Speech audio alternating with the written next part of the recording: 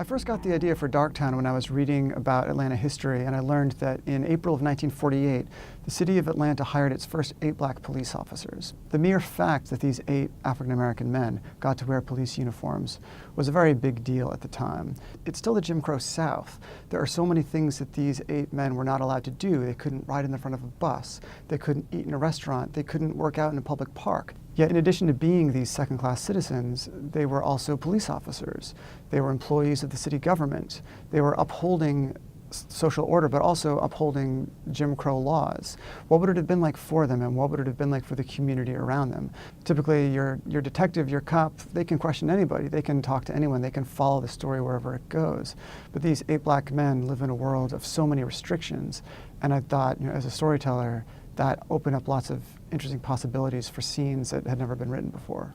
I decided to fictionalize the story of the first 8 black cops, mainly because I think fiction is all about empathy and about seeing the world through someone else's eyes. To research the book, I started by reading newspaper stories from 1948 in both the black papers and the white papers to see the different perspectives. And it's certainly striking these days to look back and remember just how horrible racism was in the South. It gave a lot of pride to the black community to see these men in uniform, but it also struck a deep chord with a lot of white audiences who were terrified and outraged at the idea of having black cops. The word Darktown really symbolizes all that the black officers had to overcome, that no matter how hard they tried, a lot of white Atlanta and the white cops would still view them as just black people. No matter how many million-dollar businesses were in the Sweet Auburn community, white folks still just called it Darktown. So the word Darktown really symbolizes for these 8 cops all the things that they have to overcome and all the hurdles that they face. I think the history of the South is fascinating. It's really the story of America and how we got to where we are today. The book being set in 1948, it's a few years before what most people consider the civil rights movement, but all of those threads and subplots are starting up. It's recent American history, and so I think so many of the themes and the issues that were going on then are still very much alive today. And the more we learn about our recent past, the better understanding we have of who we are now as a country and how we got to where we are today.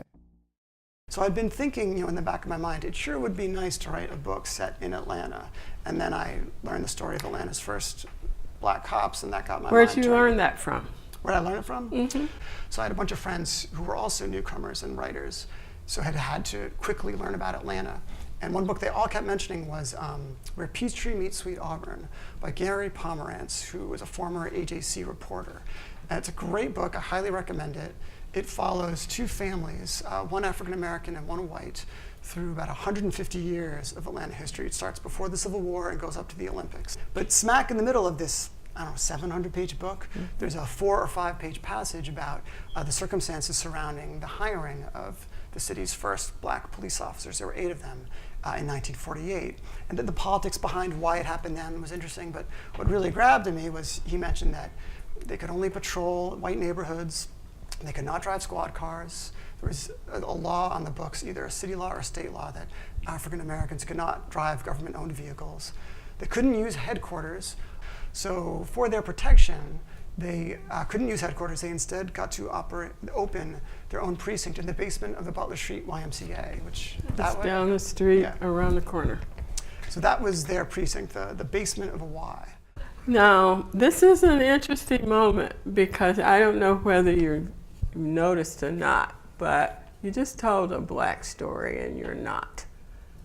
So how did you decide that this was something that you should write about? Well, I thought about that a lot, and I think I should say, it's a black story in that sense, yes, but at the same time, I wanted there to be white characters as well. So the story follows 2 black partners and 2 white partners who the black officers suspect of having committed a murder. Because I thought it would be best if the story was told with that kind of panoramic perspective, and that this is not just an issue that applies to African Americans. This is really about the city, it's about the South, and it's about America. So I wanted both sides of the story told. However, the true heroes are the black rookie cops who did so much and paved the way. So yeah, I wondered, can I tell this story? And I don't think I would have written it if it had been my first novel, if I'd never written fiction before. But I've always written books about characters that were pretty different from myself. I knew it would be a challenge, but at the same time, writing some of these white characters was every bit as hard, because trying to figure out what was a moderately progressive white Southerner in 1948 like was pretty difficult too. And so I worked very hard to get the characters right, from doing a lot of historical research and finding old memoirs and autobiographies and things like that, to try to build the story and make all the characters, you know, as nuanced and three-dimensional as I could. One of the reasons I wanted to write a series is because the more research I did for this book, you know, the more stories and notes and ideas I was having, sometimes for things that were happening then and sometimes for things that were happening later. Because one of the things that interests me about 1948 is that it's, you know, it's right before so much is going to happen. And the characters don't realize it, but the reader hopefully does. You know, their world is about to undergo so much change. And so I've been gathering a lot of ideas for hopefully future books. I was always curious, do you have a preference for any of those characters, or are you like you love all of your children, so to speak? Well, I don't love everybody in this book, that's for sure. But you know, so the two main characters, Lucius Boggs and Tommy Smith, I'm more like Lucius Boggs. He's bookish. He's a Morehouse man. He's the son of a preacher. He, you know, other people would call him a goody two-shoes. I kind of am too. I'm also kind of bookish, and he joins the force without really a clear understanding of what he's getting himself into. I think in another life he would have been a college professor if more of those avenues were open to him in 1948. And like me, I can't imagine being a cop myself, so I like Lucius more. But I do love all of them. I mean, I love Tommy Smith. He's very confident and street smart. He's not as educated as Boggs, but he's very sure of himself, and he's had to navigate a rougher road than his more privileged partner has. I think most of the fiction that is written about class is actually crime fiction. I think a lot of crime writers do a much better job elucidating a lot of these class issues than, again, your sort of standard literary author who got an MFA and now teaches and maybe is a little divorced from some of these concerns. Whereas, and I'm totally talking in generalizations here, but crime fiction, you're writing often about cops and repo men and prostitutes and hustlers, but then at some point they're gonna have to interview the senator or, you know, the wealthy heiress, and you get this great, like the stratification of class that sometimes it's hard to do in another type of a story. But in a murder investigation, when you need to talk to all these different people, it gives you that excuse, basically, to write different scenes with different sorts of people.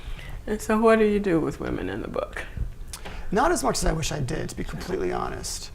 Because I have four main characters, they're all cops. There were no female cops at that time. And so it was a challenge. I wanted to have more female characters than I did. My single biggest self-criticism of the book is that it's very male. The second book, less so.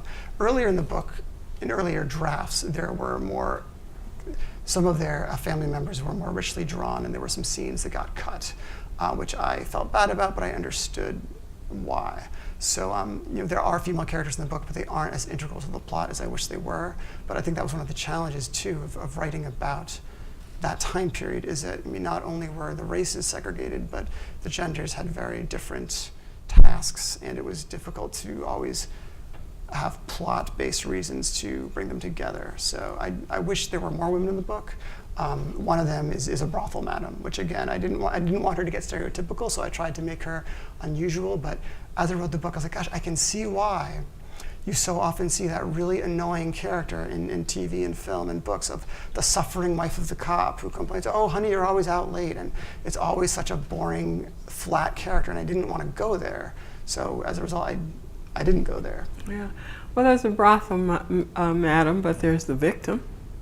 Yeah, the victim is female. And earlier on, I intended to write more chapters from her perspective, sort of flashbacks that would trace her story and interweave it with the other story. And for various reasons, it wasn't working. The idea of having two separate timelines and interweaving them together and not giving away certain things at the wrong time. So I did work on that and ultimately left it out. So she is the mystery at the heart of the book, and we learn a lot about her, but we never get to hear her voice. She remains a mysterious woman. Yes. Now, the Klan. Okay. What in the world would you want to say about the way that you treat the Klan in this novel? I'm trying to remember, because the Klan is much more in the second book than the first book. But it's the shaping of the foundation for who the police are. Yeah, well, Yeah. again, there was that Newsweek story that said that like a third of cops were also Klansmen. So they took off one uniform and would put on another. So the two went hand in hand, and cases that could not be solved legally would be solved non-legally. And that right before 1948, during the Arnall administration, he was a one-term governor, but he was a reformist governor, and he had a big crackdown on the Klan.